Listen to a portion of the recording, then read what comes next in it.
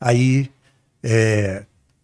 os grandes tomistas de então, Cornélio Fábio se torna kierkegaardiano. Como pode um tomista se tornar kierkegaardiano? Que é uma coisa escura, obscura. Alguns dizem que é satânico, não sei se chega a tanto, mas... Explica um pouco, então, o Kierkegaard. É o amor ao sofrimento exagerado. É o mesmo do Léon Blois. Já ouviu falar em Léon Blois? Não. Léon Blois era considerado... Foi ele que converteu a igreja, o Jacques Maritain. Ele era daquele de sofrimento radical, radical. Aí eu peguei, estudei Léon Blois e realmente tem satanismo ali, entendeu? É mais ou menos a ideia de que Lúcifer foi rebaixado do Espírito Santo por ciúme de Deus, Deus Pai. Né? Era agnóstico em grau satânico, né? E eu não sei, eu não tenho estudo suficiente sobre Kierkegaard, que era protestante, né? Mas aquela coisa mesmo de sofrimento, a um ponto exageradíssimo, né? Sofrimento, é isso, né? Você sai chorando do livro dele, né? Mas nada, e além do mais não era nem católico, né? Era protestante, e tinha os defeitos essenciais do Léon Blois, excluído o satanismo, porque eu não sei se ele é satânico. Creio que não, pelo que eu li não é satânico, mas é estranho. Como é que o Fedeli chamaria isso? Gnose sofrida? Sei lá. Atenção, estamos com uma oferta realmente imperdível. Você compra a coleção inteira do Barney Hagen e ainda ganha esse livro de bônus. São 7 livros. Aproveite que não vai durar para sempre. Mas é alguma coisa assim, sabe? É o sofrimento, o exagero, sabe? O exagero. Então, não é possível que o maior metafísico do século XX, tomista, que começou a pôr o tomismo no seu verdadeiro leito, caia nisso. Coisa, né? Incompreensível. Para mim é incompreensível. Totalmente. Para mim é incompreensível. Isso foi exatamente depois do Vaticano II, né? Quais erros, Elor? Não dá para fazer uma longa exposição. Gostaria que o senhor falasse um outro erro da nova teologia ou novela teologia frente ao tomismo. A novela teologia, ela em verdade é antropocêntrica. Tá? Enquanto Santo Tomás é cristocêntrico perfeitamente. Né? A novela teologia é a antecessora, é o que foi aprovado no Vaticano II com mudanças, né? Até porque eles tiveram de fantasiar um pouco a coisa para conseguir votos dos mais conservadores. Mas na novela teologia já está o destronamento de Cristo da sociedade, né? Não por nada, depois do Vaticano II, os próprios papas estimularam os países a tirar de sua Constituição que era um país católico.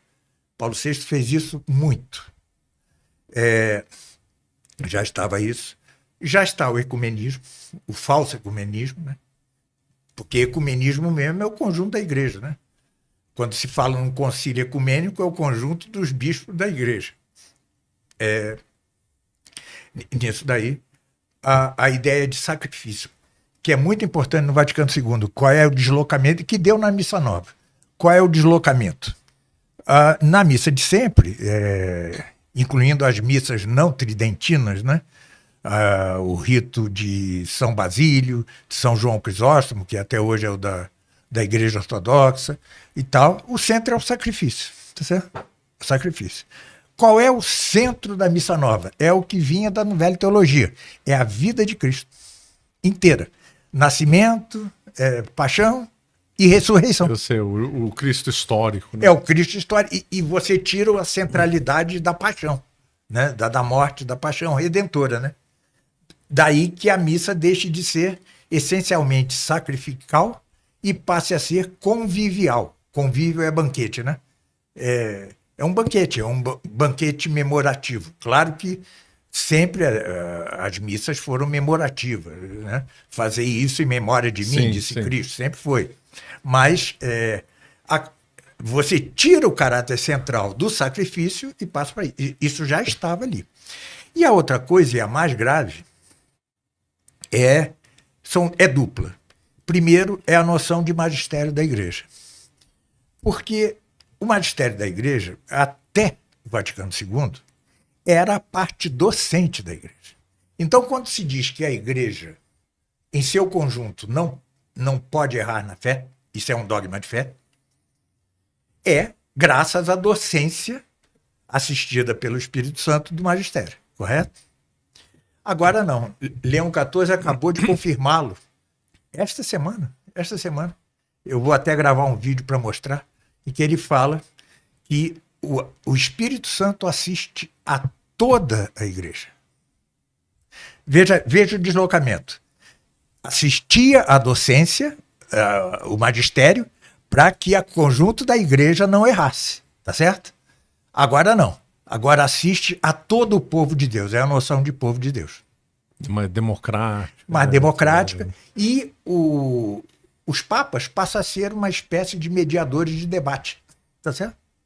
Mediador de debate. Tem certas funções, porque justiça seja feita. É falso dizer que o Vaticano II é igual ao protestantismo. Não é.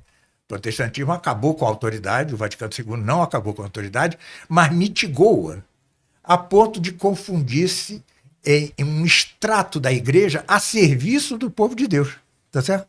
E não um extrato da Igreja que ensina o povo de Deus, né? Já a expressão povo de Deus já é indigesta, né? E tem a pior de todas, que esta é a essência, por exemplo, do pontificado de João Paulo II.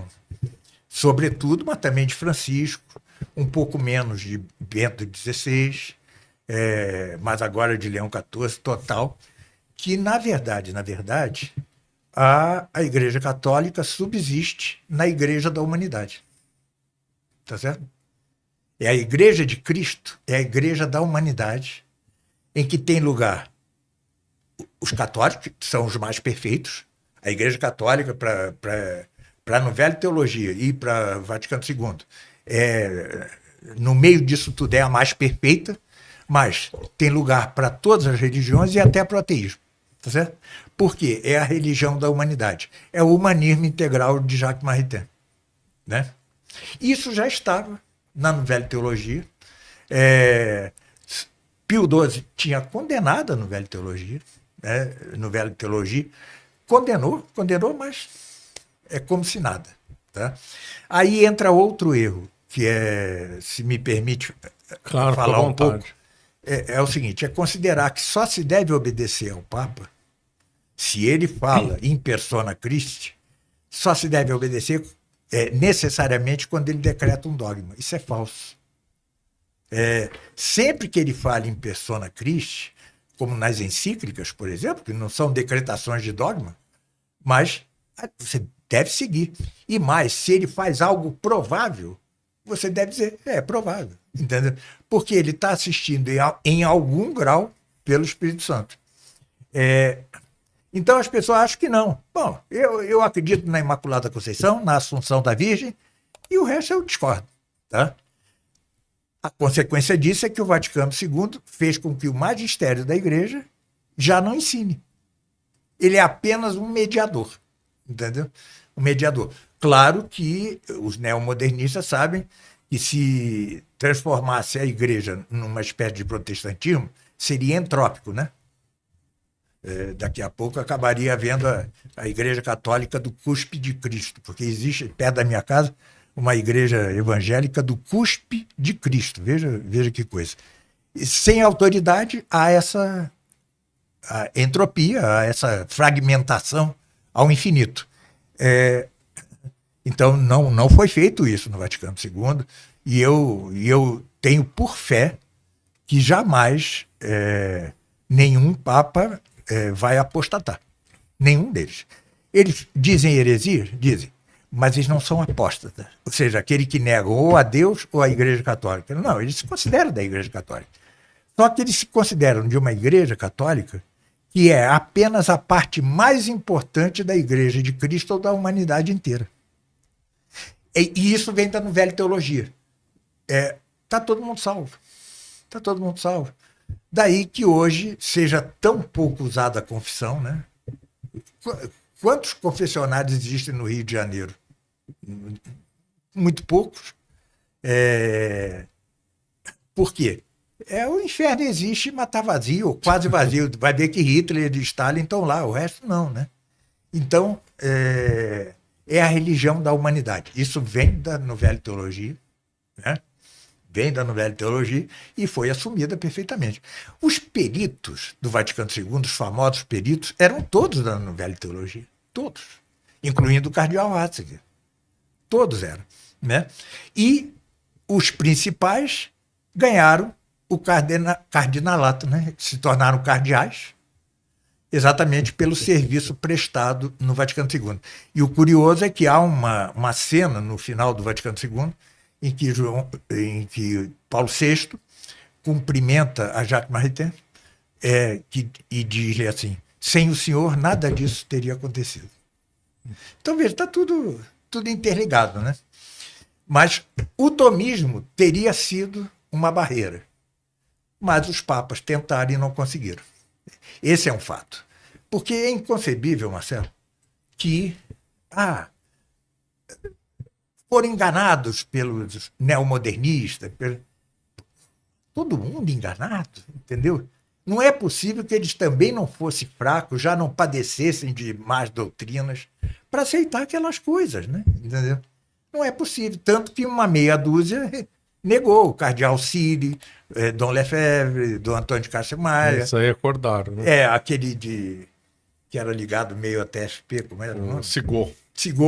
Eles negaram, tá certo? Ou seja, e por que os outros aceitaram? Só porque foram engabelados? Não é, já havia toda uma fragilidade doutrinal que se deve em grande parte.